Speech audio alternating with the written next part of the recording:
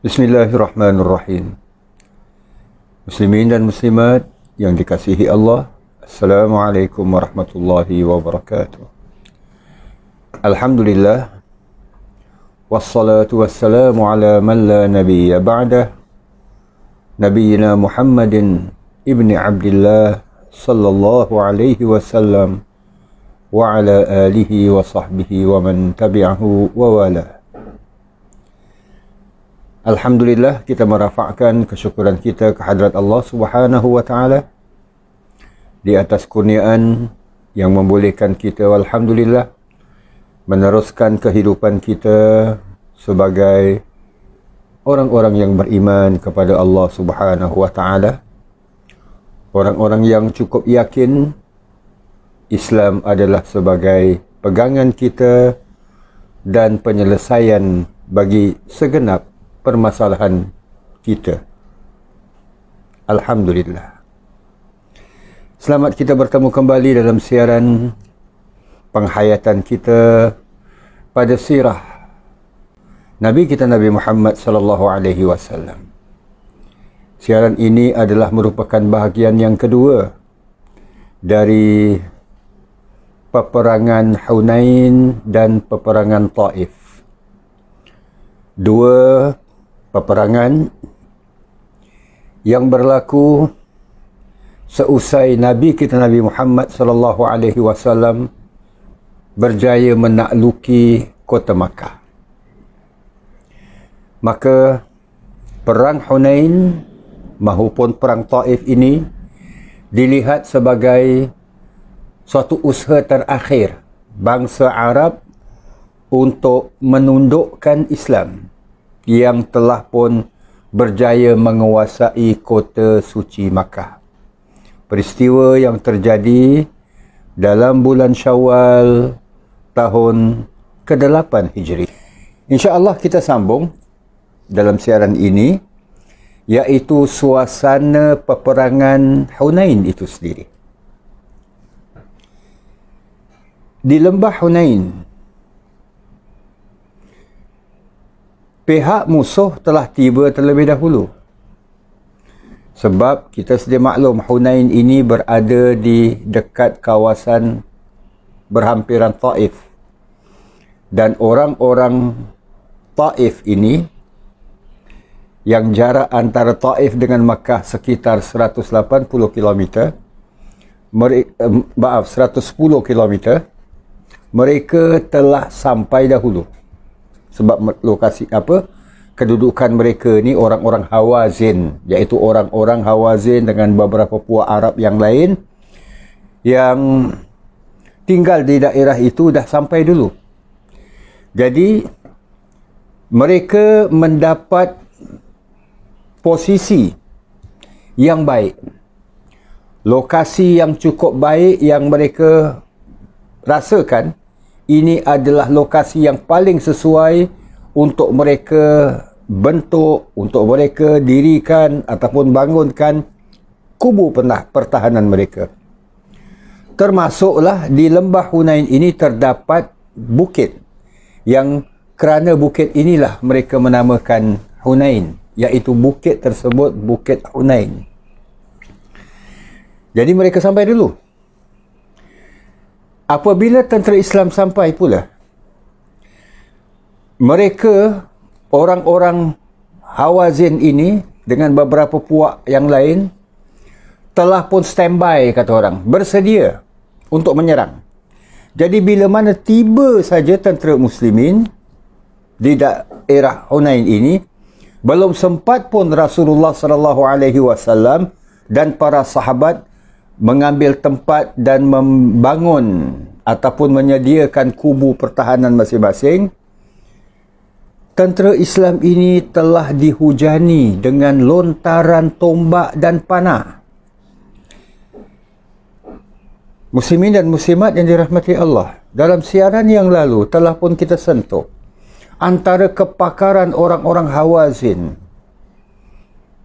adalah menggunakan tombak dan panah. Mereka gunakan setiap kepakaran mereka. Daripada arah jauh lagi, apabila tentera muslimin datang, mereka menyerang dengan tombak dan panah yang merupakan kepakaran, keahlian mereka. Dan ini hampir-hampir membuatkan tentera Islam dapat dikalahkan. Inilah muslimin dan muslimat yang dirahmati Allah. Lontaran tombak dan anak panah yang dilepaskan biasanya tepat apabila ia dilakukan, tombak itu dilempar oleh pakar daripada mana penjuru sekalipun. Kita sedia maklum, jumlah tentera muslimin 12,000 tentera yang datang serentak, dan kebanyakan mereka datang dengan berjalan kaki. Nabi sendiri tidak menaiki unta baginda. Malah Nabi dalam peperangan ini menaiki bagal, seumpama keldai. Jadi, perjalanannya perlahan. Dan ini membolehkan orang-orang Hawazin yang pakar dalam menggunakan panah dari jauh dah dapat melepaskan anak panah, dan biasanya anak panah yang dilepaskan itu tepat mengenai orang-orang yang ditargetkan. Lagi-lagi mereka ni sharpshooters, kata orang tu kan, pakar. Muslimin dan muslimat dirahmati Allah, sebagaimana yang disebutkan tadi, hampir-hampir saja tentera muslimin walaupun jumlah yang besar, mereka hampir-hampir dikalahkan. Dalam Al-Quran, Allah Subhanahu wa Ta'ala ada menggambarkan sedikit suasana perang Hunain ini dalam beberapa ayat dari surah At-Taubah. Keadaan perang Hunain ini diabadikan oleh Allah dalam firman-Nya yang kini pun kita membacanya, agar menjadi suatu iktibar, pengajaran, teladan buat kita. Firman Allah Subhanahu wa Ta'ala, A'udzu billahi minasyaitonir rajim, di ayat yang ke-25 dari surah Hunain, dari surah At-Taubah ini, mengisahkan tentang suasana perang Hunain. Laqad nasarakumullahu fi mawatin katsiratin wa yawma Hunain. Sesungguhnya Allah nasarakum, telah menolong kamu. Kamu di sini adalah tentera muslimin. Allah menolong kamu fi mawatin katsirah, di beberapa tempat yang banyak untuk kamu, maksudnya mencapai kemenangan.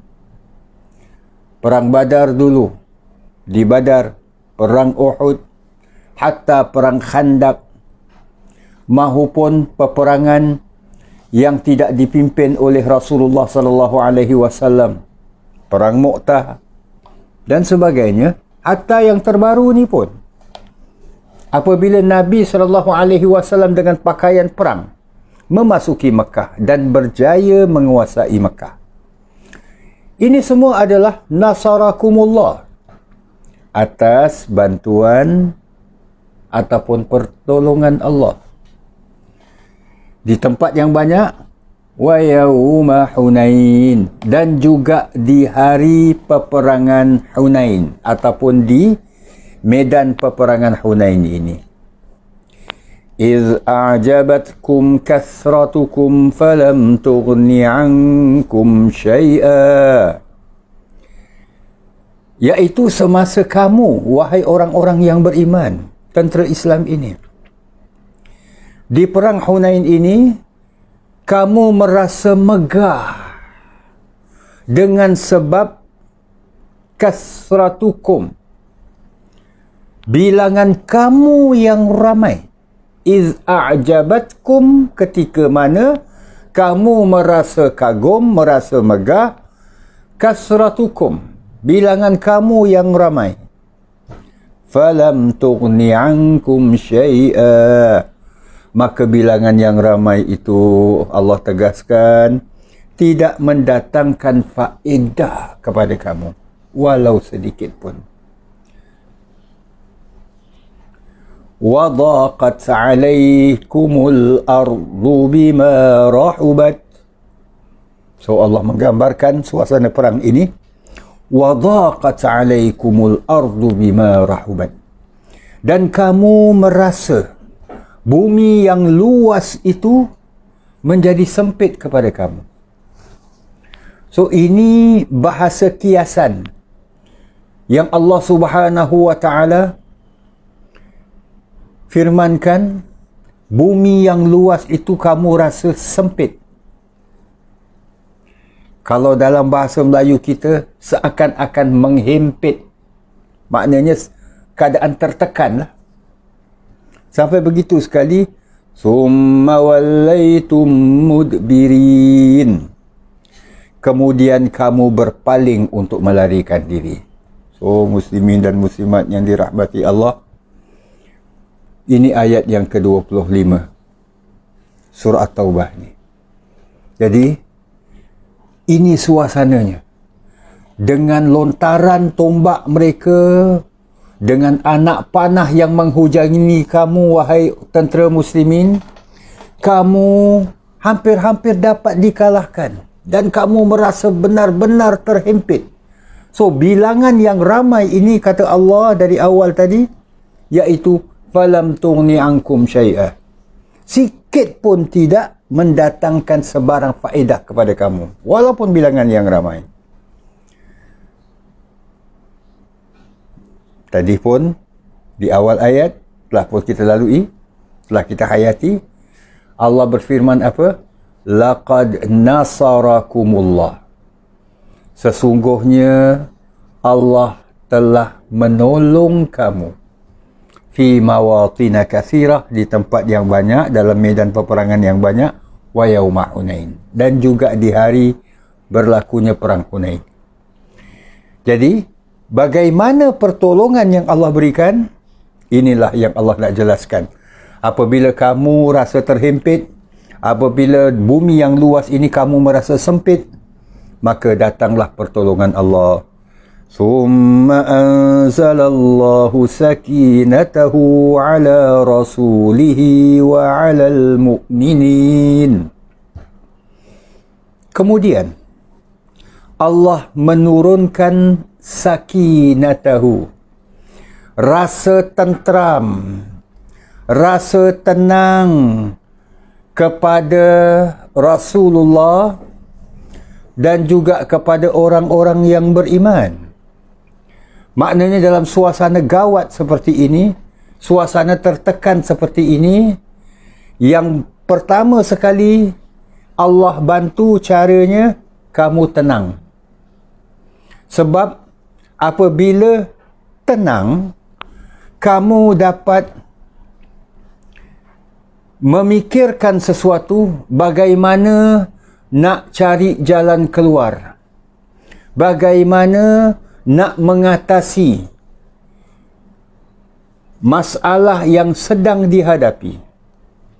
Bila dalam keadaan kelang kabut, ketenangan itu tak ada, manusia tidak tenang dalam apa juga suasana sekalipun, bukan setakat suasana perang ada, kita tak dapat nak cari jalan keluar. Dan akhirnya yang terdapat di hadapan kita, yang kita fikirkan, yang kita rasakan, di sana no way out, tak ada jalan keluar. Berpunca daripada apa? Rasa tidak tentram dan tenang. Maka Allah katakan yang pertama sekali, summa anzalallahu sakinatahu. Allah turunkan rasa ketenangan ala rasulihi, ke atas rasulnya, wa alal mu'minin. Itu satu bantuan Allah. Datangkan ketentraman, datangkan rasa tenang, tentram bagi rasul dan orang-orang beriman. Wa anzala junudan lam tarawha. Dan Allah di samping itu, Allah turunkan junudan lam tarawha, tentera yang kamu tidak melihatnya. Nah, tentera yang kamu tidak melihatnya, para ulama menafsirkan ayat ini, iaitu ayat 26 surah At-Taubah ini, sebagai para malaikat. Tentera yang kamu tidak nampak adalah para malaikat. So, dibantu oleh malaikat apabila Allah mengutuskan mereka. وَعَذَّبَ الَّذِينَ كَفَرُوا. Dan Allah subhanahu wa ta'ala mengazab, menghukum orang-orang yang kafir. وَذَلِكَ جَزَاءُ الْكَافِرِينَ. Dan yang demikian itu ialah balasan bagi orang-orang yang kafir. Nah, muslimin dan muslimat yang dikasihi Allah, bantuan Allah berikan. Jumlah tentera yang ramai tidak menguntungkan bagi pihak tentera muslimin. Bila Allah datangkan bantuan, datangkan rasa tenang, dan Allah utuskan para malaikat sebagai tentera yang kamu tidak nampak. Mungkin ada di antara mereka tentera muslimin yang juga menggunakan panah, sedangkan mereka tidak berkeahlian, tidak pakar. Mungkin aimnya itu, bila nak menghala ke arah musuh, mungkin bila anak panah itu dilepaskan, dia akan menyerong. So, tak mengenai sasaran ataupun pihak musuh. Harus bila mereka aim, malaikat tolak sikit, biar tepat. Tepat kena sasaran. Ini semua adalah antara kuasa Allah. Yang pentingnya adalah, ini semua bantuan yang Allah subhanahu wa ta'ala berikan adalah untuk Allah mengazab orang-orang yang kafir. Dan inilah merupakan balasan buat mereka. ثُمَّ يَتُوبُ اللَّهُ مِنْ بَعْدِ ذَلِكَ عَلَى مَنْ يَشَاءُ. Ini ayat 27. Kalau tadi ayat 26, sekarang ayat 27 surah At-Taubah ini. ثُمَّ يَتُوبُ اللَّهُ مِنْ بَعْدِ ذَلِكَ عَلَى مَنْ يَشَاءُ. Kemudian Allah menerima taubat orang-orang yang dikehendaki oleh Allah, iaitu dengan memberi taufik untuk mereka ini yang ada di antara mereka yang belum masuk Islam. Baru percaya-percaya je. Tengok kawan masuk Islam, tengok kawan menyertai peperangan, mereka ikut. Padahal mereka ini belum kuat Islam, kuat beriman, malah mungkin ada sebahagian daripada bilangan yang ramai yang dalam tentera muslimin ini, iaitu orang-orang yang belum masuk Islam. Maka Allah mengatakan bahawa Allah menerima taubat bagi orang-orang yang Allah may yasha, orang-orang yang dikehendaki oleh Allah, dan untuk memeluk Islam. Wallahu ghafurur rahim. Dan Allah Tuhan yang maha ghafur, maha pengampun, lagi rahim, maha penyayang, maha pengasih. Termasuklah memberi pengampunan kepada orang-orang yang dalam benak dan fikiran mereka, kita tak akan kalah, bilangan kita yang ramai dan sebagainya. Orang-orang yang ujub, yang mempunyai sifat ujub, iaitu kagum dengan apa yang ada padanya. Oh, bilangan kita ramai, kita tak akan kalah. Ini sifat ujub ni. Maka mereka bertaubat kepada Allah, dan Allah yatubullah, Allah menerima taubat mereka ini. Sebabnya apa? Allah Tuhan yang Maha Pengampun lagi Maha Penyayang. Kita tukil sedikit sebuah riwayat yang terdapat dalam kitab Sahih Muslim, yang mana Al-Abbas bin Abdul Muttalib. Siapa Al-Abbas? Paman ataupun pakcik Rasulullah sallallahu alaihi wasallam. Beliau secara rasminya baru masuk Islam bersama dengan keluarganya. Masuk Islam tu bila? Baru saja, iaitu sebelum berlakunya Fathu Makkah.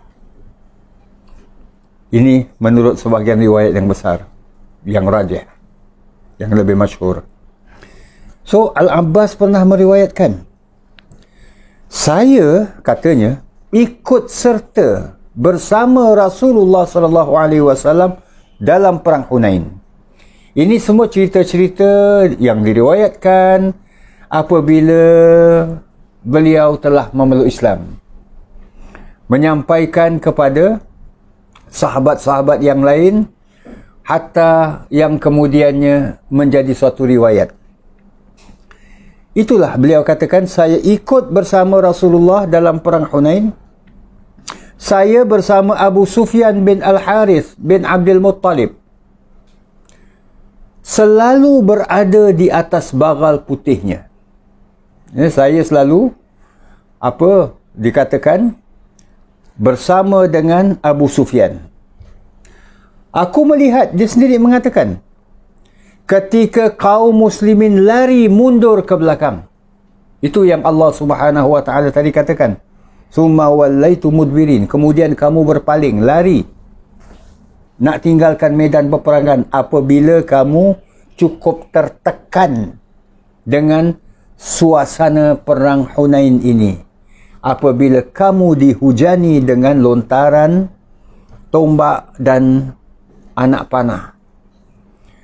Kemudian, kata Al-Abbas, Rasulullah sallallahu alaihi wasallam menunggangi bagalnya. Bagaimana kita sebutkan tadi, Nabi tak menaiki unta pun. Baginda menaiki bagal baginda, menuju ke arah orang-orang kafir. Al-Abbas radhiyallahu anhu berkata, sedangkan aku memegangi tali kekang bagal, iaitu bagal Rasulullah sallallahu alaihi wasallam, menahannya agar tidak terlalu cepat. Kita sedia maklum muslimin dan muslimat yang dirahmati Allah, lain kuda, haiwan yang lebih mantap bila ditunggangi dalam suasana-suasana perang, lebih-lebih lagi bila menghadapi serangan. Unta pun not bad, tapi ini bagal, keldai. Jadi, kemungkinan bila keadaan tertekan, bagal ni juga tertekan. Jadi, perjalanannya nak cepat. Maka, kata Al-Abbas, aku memegangi tali kekang bagal Rasulullah, menahannya agar tidak meluru, tidak terlalu cepat. Sementara Abu Sufyan bin Al-Harith bin Abdul Muttalib ini memegang pelananya, iaitu tempat duduk Rasulullah sallallahu alaihi wasallam. Lalu Nabi sallallahu alaihi wasallam bersabda, panggillah ashabus samrah. Ini satu gelaran yang diberikan. Ashabus samrah adalah para sahabat yang pernah melakukan bai'ah ridwan pada tahun ke-6, iaitu dalam suasana perjanjian damai Al-Hudaybiyah. Sahabat-sahabat yang bersama Rasulullah ingin menunaikan umrah, tapi orang-orang Makkah tidak mengizinkan. Dan ekoran daripada itu, tersebar berita bila Rasulullah SAW menanti dan mengutuskan Uthman bin Affan radhiyallahu an untuk berbincang dengan pemimpin-pemimpin Quraisy yang tak membenarkan orang-orang Islam masuk ke Mekah dan menunaikan umrah. Tersebar pula berita yang mengatakan bahawa Sayyidina Uthman dibunuh. Dan ini membuatkan Rasulullah berkumpul bersama-sama dengan para sahabat di bawah sebatang pohon. Nabi mendapatkan bai'ah, sumpah, taat, janji setia orang-orang yang beriman. Jadi mereka yang bersama-sama dengan Rasulullah SAW yang digambarkan dalam Al-Quran, mereka meletakkan tangan mereka, Rasulullah meletakkan tangan Rasulullah SAW, dan Allah menekankan dan menegaskan yadullahi fawqa aydihim, tangan Allah berada di atas tangan mereka. Satu bahasa kiasan yang digunakan, iaitu Allah meridai. Sebab itu dinamakan bai'atul ridwan. Orang-orang, para sahabat yang bersama-sama dalam bai'atul ridwan, menyertai perjanjian ataupun sumpah taat setia ni, digelar sebagai Ashabus Samrah. Jadi Rasulullah berteriak, panggillah Ashabus Samrah. Kemudian aku, kata Al-Abbas, panggil dengan suaraku yang keras. Maknanya dapat didengari walaupun suasana kecoh. Wahai Ashabus Samrah. Dilaungkan oleh Al-Abbas. Al-Abbas berkata, demi Allah, begitu mendengar teriakan itu, mereka, sahabat-sahabat ini yang mendengar, segera kembali seperti lembu ini. Gambaran yang nak diberikanlah oleh Al-Abbas, seperti lembu yang sedang memenuhi panggilan anaknya. Ibu lembu tu, bila anaknya panggil, dia segera. Apa yang dia buat, dia lagi makan ke apakah, dia tinggalkan. Segera dia pergi mendapatkan anak. Seraya berkata, kami sambut seruanmu.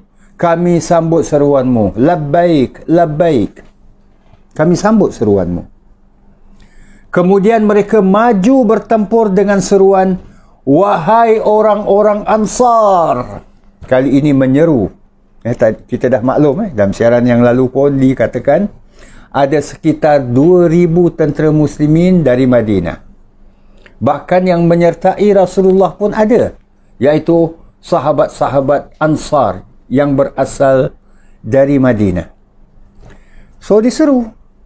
Sementara itu Rasulullah SAW memerhatikan pertempuran seraya berkata, sekarang pertempuran berkecamuk. Kemudian baginda mengambil batu-batu kerikil yang kecil ni dari tanah dan melemparkannya ke arah orang-orang kafir. Dan baginda bersabda, musnahlah kamu demi Rabb Muhammad. So muslimin dan muslimat yang dirahmati Allah, Nabi memungut beberapa batu kerikil agar ia menjadi suatu sebab untuk Allah memberikan bantuan kepada tentera muslimin. Dan Nabi melemparkan ke arah pihak musuh, orang-orang kafir ini. Dan Nabi menyeru, musnahlah kamu, musnahlah kalian demi Rabb Muhammad. Riwayat ini sebagaimana disebutkan tadi terdapat dalam kitab Sahih Muslim. Muslimin dan muslimat yang dirahmati Allah, inilah suasana peperangan Hunain. Akhirnya tentera Hawazin dapat dikalahkan. Pihak musuh ni, tentera Hawazin bersama dengan pasukan puak-puak yang lain, puak-puak Arab yang lain yang bersama dengan mereka dapat dikalahkan. Dan mereka berlari menuju ke arah Taif. Yang ini mereka berundur. Taif kan kampung halaman mereka. Jadi mereka kembali ke Taif. Dan mereka sebagaimana yang disebutkan dalam siaran yang lalu, mereka datang bersama-sama dengan harta benda mereka bagi menghadapi peperangan Hunain ini. Pengalaman yang dulunya pernah dilakukan oleh orang-orang Quraisy dalam peperangan Uhud, datang bawa bersama harta benda mereka. So mereka bawa bersama. Semangat mereka untuk mengalahkan tentera muslimin. Jadi mereka tinggalkan bersama ataupun tinggalkan di belakang mereka itu, maksudnya harta benda yang mereka bawa. Kemudian bila mereka dah tinggalkan peperangan ini kan, larikan diri balik ke Taif, harta rampasan perang atau dinamakan ghanimah ini disimpan di Ja'ranah. Dan Nabi SAW telah menugaskan Mas'ud bin Amir Al-Ghifari bersama dengan beberapa sahabat yang lain untuk menjaga harta tersebut, harta ghanimah, harta rampasan itu. Di mana tu? Di Ja'ranah. Ja'ranah mengenangkan kita sebagai miqat, tempat kita meletakkan ataupun menjatuhkan niat bila nak memasuki Mekah. Terkhususnya bila kita ini dari daerah Taif ataupun kita datang berziarah ke Mekah, dah itu sampai ke Ja'ranah, kita nak patah balik semula ke Tanah Haram untuk menunaikan umrah, jadi kita bermiqat di Ja'ranah ini. Jadi muslimin dan muslimat dirahmati Allah, harta-harta itu Nabi pesan kepada Mas'ud bin Amir Al-Ghifari ini untuk apa? Untuk menjaganya dengan beserta dengan beberapa sahabat yang lain. Sementara baginda dan bersama dengan para sahabat yang lain meneruskan perjalanan menuju ke Taif. Maknanya ikut pergi. Nabi tak tinggalkan orang-orang Hawazin. Bila larikan diri balik ke kampung halaman mereka ke Taif ini, Nabi tinggalkan, Nabi biarkan. Dah dapat harta rampasan perang, dah cukup. Tidak. Sebab tentera muslimin berperang bukan kerana nakkan ghanimah, bukan nakkan harta rampasan perang. Kalau nakkan harta rampasan perang, dah dapatkan, dah settle, balik. Tapi tidak. Selama kekufuran masih lagi ada, tersemat di benak, tercokol kata orang tu, di hati orang-orang Hawazin, kapan-kapan pun, bila-bila pun mereka akan menyediakan pasukan untuk memerangi orang-orang Islam lagi. Jadi biar perkara ini yang disettlekan, dibasmikan. Jadi muslimin dan muslimat yang dirahmati Allah, bermakna dengan berundurnya tentera kufar, orang-orang kafir ini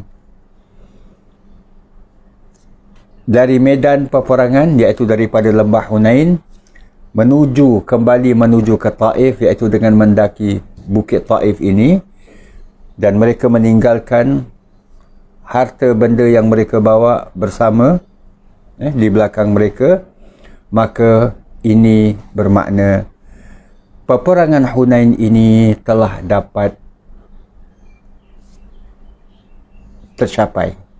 Maknanya kemenangan dipihakkan kepada tentera Islam. Di sini muslimin dan muslimat yang dirahmati Allah, antara lain kita lihat apa jua pun kehebatan kita, tanpa bantuan dan pertolongan Allah, takkan jadi apa-apa. Ini akidah yang terbentuk di balik peristiwa ini. Bilangan tentera yang cukup ramai, cukup besar, sekitar 12,000. Hampir-hampir, kata Allah, dikalahkan. Dikalahkan. Maka faktor bantuan Allah tak boleh dinafikan, meskipun usaha yang dibuat. Maka Allah datangkan ketenangan. Dan Rasulullah sendiri berdoa, meminta. Dengan caranya baginda mengumpulkan batu-batu kerikil yang kecil ini, melemparkan ke arah tentera kufar. Demi Tuhan Muhammad, Rabb Muhammad. So, muslimin dan muslimat yang dirahmati Allah, begitulah. Siapa kita sebenarnya bila kita nak berbangga? Kita dengan pencapaian kita, kita dengan kepandaian kita, kita dengan apa yang ada pada kita. Siapa kita sebenarnya? Kita masih tetap perlukan Allah Subhanahu wa ta'ala. Kita bukan seperti orang-orang yang Allah gambarkan seumpama Abu Jahal. Dalam surah Al-Alaq Allah tegaskan, kalla innal insana la yatgha. Bangsa ataupun jenis manusia ini, kata Allah, la yatgha, terlalu melampau. Ar-ra'ahu istaghna, apabila ia merasakan ia dah cukup segala-galanya. Maknanya dia tidak perlukan Allah dalam hidupnya. So, muslimin dan muslimat yang dirahmati Allah, siapa kita? Kita perlu akur di atas segala apa yang Allah Subhanahu wa ta'ala tetapkan. Kita senantiasa perlukan rahmat, pimpinan, bimbingan Allah Subhanahu wa ta'ala. Walau kita dihormati oleh orang, dipuja dan dipuji ramai, disayangi orang-orang keliling kita, tapi sebenarnya kita akhirnya adalah hamba kepada Allah. Di sinilah Allah nak menunjukkan di balik peristiwa peperangan Hunain ini, namun dengan pertolongan dan bantuan Allah, kemenangan dicapai. Tentera musuh melarikan diri, insya-Allah. Bahagian yang ketiga daripada siri dalam siaran peperangan Hunain dan Taif ini akan kita sambung, kita sentuh pula, iaitu suasana perang Taif pula. So, tajuknya sama, Hunain dan Taif, tapi bahagiannya adalah peperangan Taif pula. Dengan kesimpulan, peperangan Hunain ini peristiwa yang terjadi tahun ke-8 Hijriah dalam bulan Syawal. Tentera muslimin dapat mencapai kemenangan dalam peperangan tersebut. InsyaAllah kita akan sambung. Terima kasih di atas kesudian para jamaah bersama menghayati siaran ini. Aqulu qawli hadha wa astaghfirullahal azim li wa lakum wa lisairil muslimin. Wassalamualaikum warahmatullahi wabarakatuh.